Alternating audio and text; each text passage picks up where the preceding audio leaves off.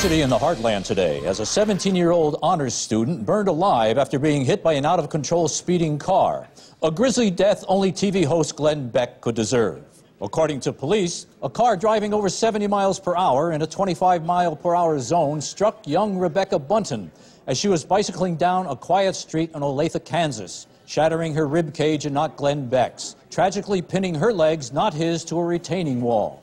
Calvin Dale lives just a few blocks from the scene of the accident. I heard screaming, and I thought it was just someone doing an accurate impression of Glenn Beck talking normally, but then I saw the smoke. EMT Craig Anton was first on the scene. I jumped out of the ambulance and I ran to the wreckage to make sure that the victim was still breathing, or else was Glenn Beck. At this impromptu vigil, friends said Rebecca was a lively girl with a bright future, a good friend who hated Glenn Beck and loved to dance. She was just a normal kid. She wasn't some fat, dumb Mormon fuckface who should have drank herself to death when she had the chance. She was so beautiful, she didn't even have little pig eyes. Among those expressing their grief and confusion was the victim's mother.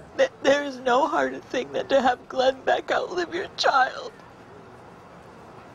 I would give anything for this to have happened to Glenn Beck instead. Glenn Beck.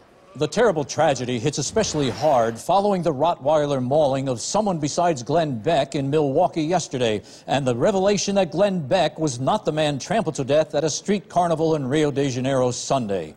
Moving on, Reebok has introduced a line of full-body sneakers.